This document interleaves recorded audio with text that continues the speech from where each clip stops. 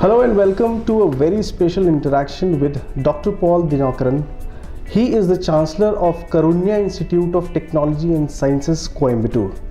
Today we are here for a very small interaction with him. We will talk to him about his upcoming deemed university, and he, being an evangelist, will throw some light on that issue also. So first of all, welcome to our program. Thank you. Our first question is, Karunya Institute of Technology and Science is a leading brand in education industry. How does it make a spot in the mushrooming Indian universities? We started in 1986 as an engineering college, and in 2004 it became a deemed to be university. And in 1999 it was the first private self-financing autonomous college in the whole country amongst all the engineering colleges. And it's a residential campus spread over 700 acres of land with about 8,000 plus students, and we have students from 26 states all across India. It's a mini India, and people speak different languages, but they live as one family. Our focus at Karunya is to find solutions to human problems. Every student is nurtured to create something which will find solution to a human problem. And our focus is towards food, healthcare, water, and energy. So research plays a key role, product development, and also teamwork to work together to find solutions to human problems. So there's a purpose in education. It's not just educating people to get a degree, go out, find jobs, but it's finding solutions to human problems and building life amidst the society. That's our mission. Right. Our next question is, we see a lot of private universities coming out every year, and the quality of education is not being maintained. So what are your strategies, plans to make your upcoming deemed university producing quality students? Well, that's most relevant because today we find there are many people with degrees and then they try to find a job with their degrees, but it's not working. Then they go on to do their post-graduation, they go on to do their PhD, but still they don't find the proper jobs. Jobs come only when a person is able to create, is able to apply the knowledge. And so the institution has to be application-oriented, education-providing institution. So in that case, the whole teaching learning process has to be application oriented. And in this industry and academia and societal relevance has to play a key role. Today the nation has thrust areas like Digital India, Clean India, and so on. So the whole education system should focus towards that, because a lot of government projects funding is coming towards those areas, and every institution should be involved in national projects so that they are relevant in terms of education, and the students rise up with knowledge to do something. They should become an entrepreneur, or they should enter into an industry which can produce something different, and then we become world leaders in the nation. And for that, the faculty members have to be real agents of change. Many of them we find go from degree to degree in an engineering institution or a university, and then come back to teach in a classroom in another university. They have no experience in practical areas. So every faculty member should have had industry experience or societal experience. Only then they can create these type of students. So that's what is needed in the country today. A student goes into a program for a good job, And we also spoke about the Startup India programs where government is promoting entrepreneurship. So what is your view that how much your university will focus on creating more and more entrepreneurs, or will focus on giving quality jobs? Yes. Now it's so difficult to get into the high job market, especially in the core industries, because the placement is so low in the core industries. Mostly it's the IT jobs which people get in an engineering institution. And so our mission is to raise entrepreneurs. And for that, as I said, every student should be made to apply their knowledge and create something new. And the institution has to give seed funding for those students to produce the product. And the institution should help in patenting those products, and then help in incubating those products. And the product, when it comes out, the institution and the passing out student can have joint ownership of the patents. And so the student after graduation becomes an entrepreneur, creating that product, and also the revenues go to the institution, alma mater.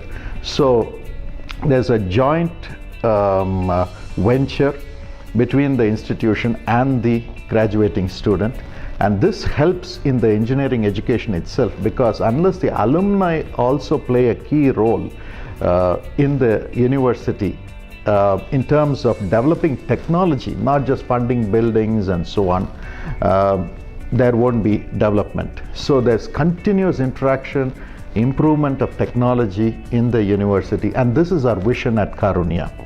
And we are focusing on innovation, incubation, and sending them out as entrepreneurs, and making the alumni as partners of the university even in the coming days, so that the knowledge that they have produced, they get even after they leave, comes back to the university, and the university is current. And every new student is also creators or entrepreneurs. So this is the mission that we have in Karunya. So if we talk about, can you elaborate on 5 points where why a student should go and choose Karunya Institute of Technology and Sciences? Well, Karunya means compassion. So our mission is to show compassion to those in society. So we have care homes right in the campus. We have old age care homes. We have physical therapy for those who are not able to walk, then occupational therapy. We go out to the villages and treat those little children whose brains have been affected, they are not able to walk and so on. And the students also join together and they are able to touch pain. And then they come back to the labs and work on those technologies which can relieve these pains. So it's a good place for someone who has compassion to come and create a product which will be most in demand amongst all the society. So those who would like to become entrepreneurs, Karunya would be a fine place to join. And secondly, the quality of life itself. It's a fully residential institution, and you can get a flavor of India and also international, because we have international students all stay in the campus, and it's a family atmosphere. When they learn to live together, they are able to work together. So when they get employed, the Karunya students are able to work with people from different languages, cultures, and religions, and yet they are able to produce, and so automatically they become leaders amongst them. They don't feel out of place. So it's a good place for them to have this family relationship, and then because business is all about relationship, and so we see the Karunya students always rising up to high places. And the third one is faculty members who are connected with the industry, and every subject that is being taught is relevant to the industry, relevant to the latest systems, and the alumni are involved in upgrading the syllabus and so on. So they get full access to practical application-oriented education. And the fourth one, it's a residential institution, so we have number of programs in terms of sports. We have been getting the gold medals and winning trophies, winning tournaments in sports, and we sponsor sportsmen and women, so we get national players coming in from the schools. So it's a good place for sports, music, drama, and healthy interaction, healthy lifestyle, clean lifestyle. So that's a great part. And fifthly, they go out as individuals with compassion in their hearts and with leadership qualities, so that they can survive anywhere in the world and build a nation. So it's a wholesome process, and we care for the poor. So a lot of scholarships are available. We have partnered with our sister NGO called Sisha, which works in the street with street children, and we provide evening classes for them, tuition classes for them, and many of them rise up with high scores in the 12th standard examination. So we have a competitive exams amongst these children, and we choose the best of the best among them from all across India, and we give them free education in Karunya. From the streets, they come into a engineering institution, fully residential, fully paid for, including their dress, and they are the ones who shine so well and go out as leaders. So these are 5 inviting hallmarks for anyone who would like to join Karunya. So till now we were talking to a chancellor. Now I'm speaking to an evangelist, a world-known evangelist, Dr. Paul Dhinakaran. We would like to know, sir, how, according to you, what is the future and how India is going to present itself in the next decade?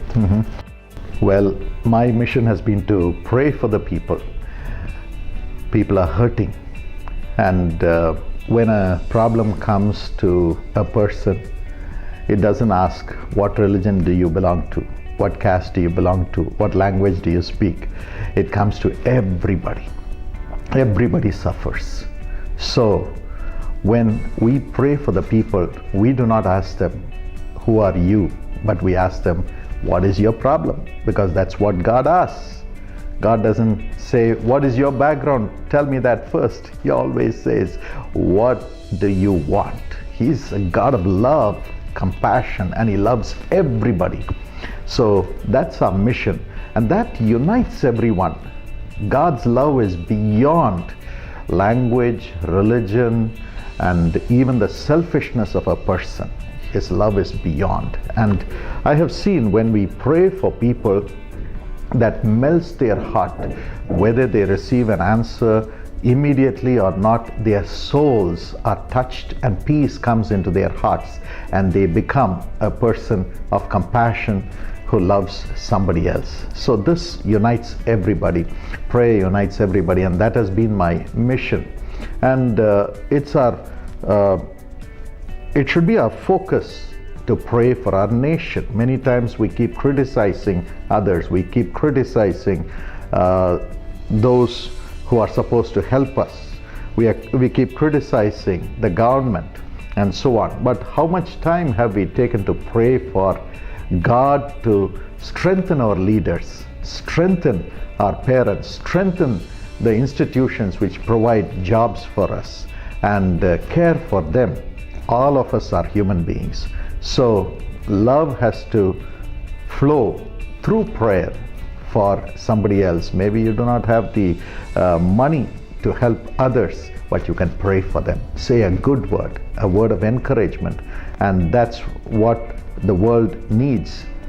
And that has been our mission, to raise people who would love others. But now what India needs at this point of time is prayer. Well, India has been a land which believes in prayer, which believes in family values, and that's what has lifted up our nation above everyone. And at this point of time, as I have been praying for the nation, I've had divine guidances which I have shared with our Prime Minister, Mr. Modi too. And in 2017 January, I was given a divine direction where I saw on January 1st that North Korea and South Korea would unite together. It was an impossible thing. And today we see them shaking hands. And in the same revelation, amazingly, I saw India, of course, making friends with all the nations of the world, which I shared with our Prime Minister in 2014 in person in his home. And then I saw India rising up economically at a time when India and China would work together.